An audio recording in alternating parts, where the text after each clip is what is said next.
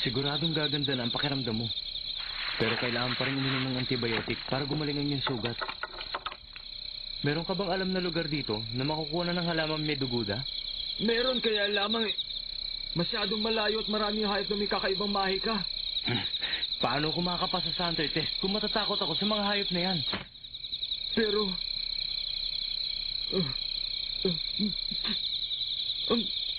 ang asawa ko... Huwag kang mag-alala. Si Gon at si Kurapika ay sinundan ng iyong asawa. Sigurado akong maililigtas siya. Malamang parating na mga yun. Teka, siya nga pala, saan ba nakatanim yung halamang may duguda? Doon sa lugar na...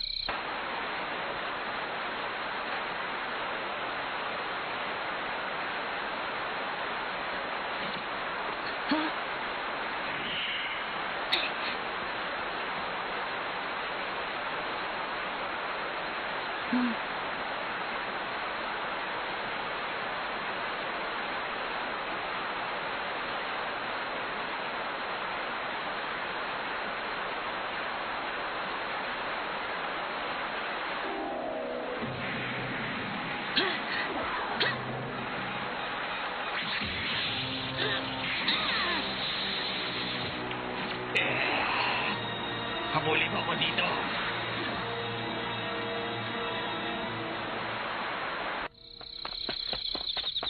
Teka, sandali!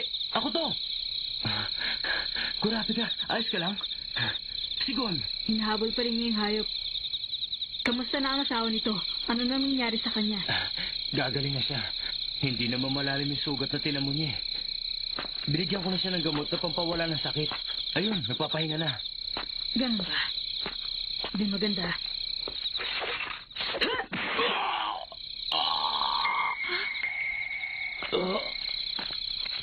Bakit mo ginawa yung Kurapika?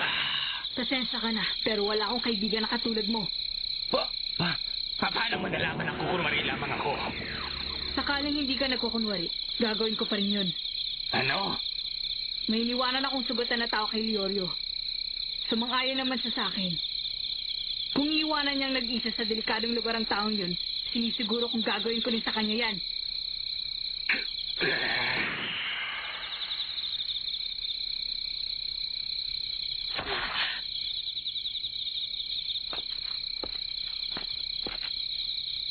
Sandali, maaari mo ba akong sagutin? Huh?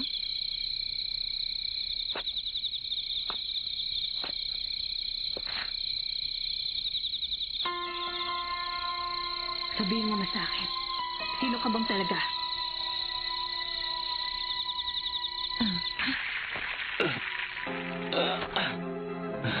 Napakahirap talagang humanap ng halamang gamot.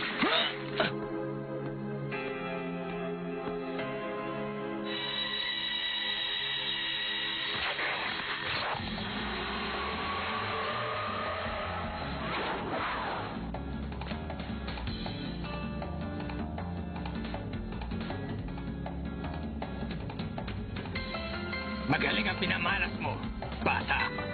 Ha?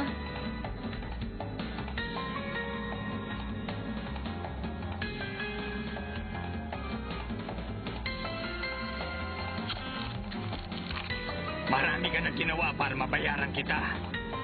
Bayaran ako? Oo, kaya humanda ka.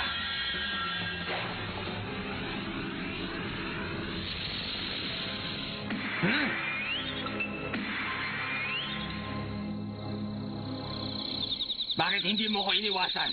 Bakit? Wala naman akong atlasan sa'yo, hindi ba? Ha?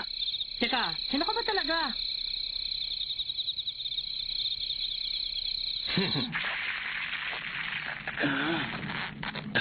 Nagdadalawang isip yata ako sa pagpapakabait ko ngayon, ha?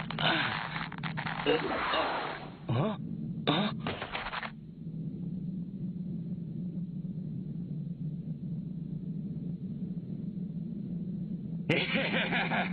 Naku naman, malaki yata tong problema.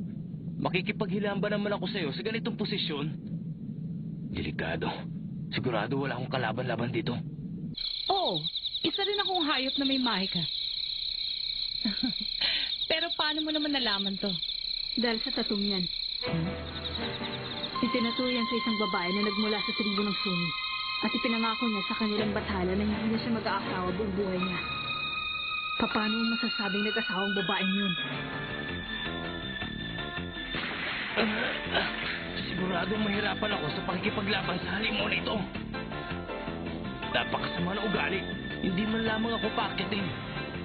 Kung sa bagay, kita-kita naman sa mukha niya eh. Ha? Ano yun? Alam ko na. Ngayon naintindihan ko ng lahat.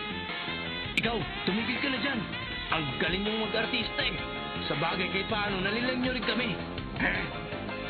Kalokohan naman yata ang ako na gumamot sa'yo ang hindi makakapansin sa braso mo. Anong sinasabi mo dyan? Tama na! Ikaw yung lalaki nandun sa bahay!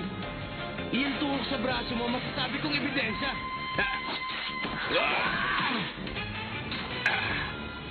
Tapos na yung palabas mo, kaya game over ka na. Alam mo, hindi naman ikaw yung hinahabol ko kanina eh. Kaya nagulat ako nung sabihin mo magbabayad ka. Pero kung hindi ka alis yan, lalabanan kita. Teka, paano mo nalamang hindi ako yun? Ano? Dahil talagang magkaiba kayong dalawa. Boses na boses mo pa lang ay mas mataas at mas maganda kaysa sa kanya. At kung pagmamasdan ko mabuti, alam ko kung anong dahon ang bumabagsak sa kung anong puno. Kaya kung ikukumpara ko kayo, napakadali niyong hulaan. Alam ko na, nagpalit kayong dalawa nung lumipad siya dun sa talon.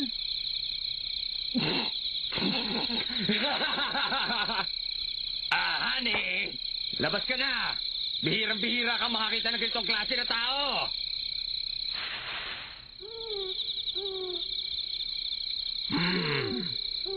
Matagal na panahon na rin lumipas nung makakita kami ng tao na kapagsabing magkaiba kami. Ibang klase ka, bata! Ikaw, masasabi mo bang magkaiba sila? Hindi ko kaya. Siya nga pala, yung nakaharap ni Kurapika at yung nakaharap ko ngayon ay ang tatay. Oo na, sige na. Pero hindi ko pa rin makilala. Nung una ay nahulaan mo na may darating na bagyo. Ngayon ay alam mo na magkaiba silang dalawa. Pambihira talagang iyong kakayahan. Bueno, ngayon alam na ninyo ang lahat. Kami ang sinasabi nilang mga manlalayag. Ako ang anak nilang babae. Ako naman ang lalaki. Hello! Sila ang mga anak namin. Nagpanggap na mag-asawa na naghihintay sa inyo doon sa bahay sa may puno. Napansin ni Kurapika ang tattoo sa aking braso. Ito'y katibayan na sumumpa ko na hindi na ako mag-aasawa. Kung hindi mo nalalaman na kasaysayan, imposible mo maisip. Hindi lang malawak na kaalaman, matalas na mata rin ang kailangan. Pinahahamo ka mo sa lakas na iyong pakiramdam na hindi kami tunay na mag-asawa. Kakaiba ka talaga. At ikaw naman, Mr. Leorio, kahit na hindi mo napansin ang sugat sa aking braso isang panlilin lang lamang, masasabi kong meron ka talagang kakayahan ng manggamot. At ang higit sa lahat, pinalalakas mo loob ko nung nagdadrama ako sa aking kapatid. Kaya naman napag-isip-isip ko rin na napakaganda talaga ng iyong kalooban. Muntik na tuloy mahulog ang aking kalooban sa iyong kabaitan eh. Ano ba naman ito? Nakakahiya. At saka nung mapansin mo yung naging marka nung tinurok ko sa aking braso, yun ay hindi pangkaraniwan. Hindi ba't kahanga-hanga? Ang katulad mo ay ang klase ng tao na hindi namin makikita sa loob ng mahabang panahon. Hindi ka ba karaniwan? Napakalakas ng pakiramdam mo. Ay kakaiba ang iyong abilidad, Kinonggon. Kung nalalaman ko lang, hindi ko sana nilakasan yung palo ko sa'yo kanina. Pasensya ka na. Kayong tatlo ay nakapasa sa pagsusulit. Ha?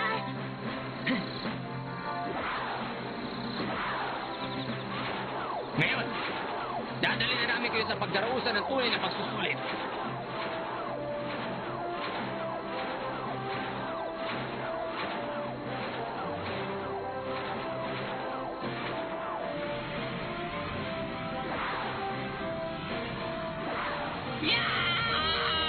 Takot ako sa matataas na lugar. Parang awang mo na, huwag mo ako ibabagsak.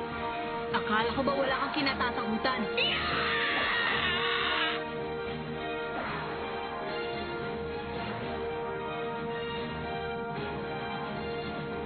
Sa wakas, makukuha na rin namin ang tunay na pagsusulit para sa Hunter exam. Ano kaya klase ng mga taong nandun? Anong klase ng pagsusulit ang naghihintay sa amin?